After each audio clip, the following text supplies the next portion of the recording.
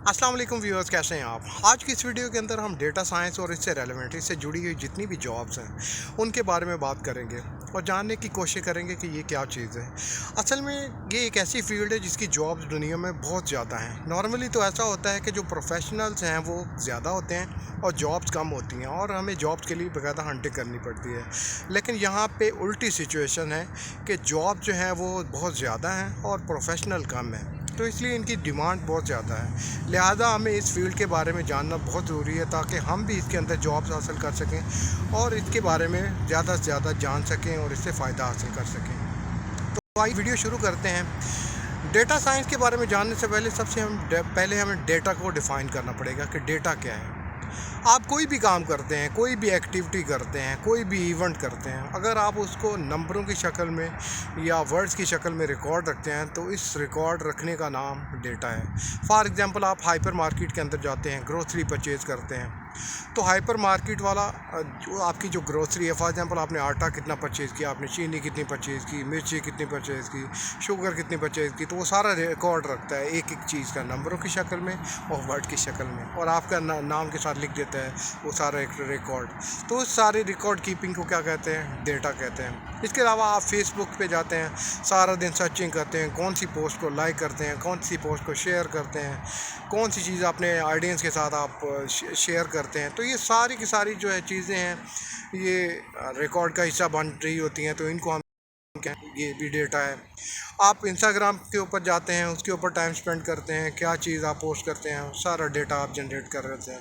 Telephone के ऊपर हम बात कर रहे होते हैं, कितने मिनट बात करते हैं, किससे बात करते हैं, वो सारा का सारा हम डेटा जनरेट कर रहे होते हैं। गर्ज़ ये कि इंटरनेट के ऊपर या कहीं पे भी हम जो भी काम कर रहे होते हैं, चाहे ऑफिस के अंदर, अपनी फैमिली के साथ, अपने बच्चों के साथ, जो भी हम काम कर रहे होते हैं वो हम एक किस्म का डेटा जनरेट कर रहे होते हैं। हम किसी ई कॉमर्स वेबसाइट से, जैसा कि अमेज़ॉन है, दराज है, या कहीं से भी परचेजिंग करते हैं, तो हम क्या चीज़ परचेज़ करते हैं, कितने में परचेज़ करते हैं, तो ये सारे का सारा डेटा है। गूगल, याहू, ईमेल, जीमेल, जो भी चीज़ हम यूज़ करते हैं उसमें हम क्या करते हैं, कितनी ईमेल सेंड करते हैं, तो ये सारे का सारा जो है वो डेटा है। अब सवाल यहाँ पे ये पैदा होता है कि क्या ये कंपनियाँ, क्या ये टेक कंपनियाँ, क्या ये ई कॉमर्स कंपनियाँ, ये हमारा डेटा जो है ये वैसे इनके जो हैं सर्वर्स हैं उनमें पड़ा रहता है, क्या ये इनको इस्तेमाल नहीं करती, क्या ये ऐसे ही चला जाता है? नहीं, इस डेटा को बाकायदा यूज़ किया जाता है।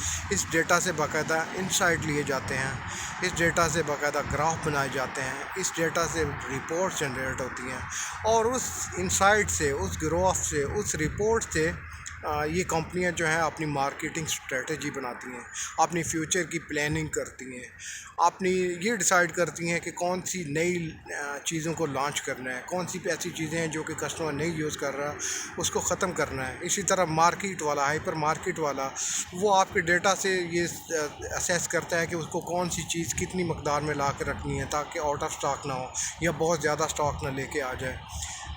टेली मार्केटिंग कंपनियाँ, डिफरेंट कंपनियाँ जो हैं वो अपनी जो मार्केटिंग की स्ट्रेटजी है वो इस डेटा को प्रोसेस करके, इस डेटा से इंसाइट लेके, इस डेटा से रिपोर्ट लेके, ग्राफ लेके उसको समझती हैं, तो उसी की बेस के ऊपर वो अपने डिसाइड करती हैं कि नेक्स्ट हमें फ्यूचर में क्या करना है। अब ये क्या है कि डेटा ऐसे यूज़ हो जाता है जैसे वो नॉर्मल हालात में पड़ा हुआ होता है। फॉर एग्ज़ाम्पल, आपके सामने नंबर्स पड़े हुए हैं कि आपने चीनी इतनी ली है, आपने घी इतना लिया है, आटा इतना लिया है, तो उसके अंदर से कोई इंसाइट आप ले सकते हैं, कोई समझ सकते हैं आप उसको? नहीं, आप बिल्कुल नहीं समझते।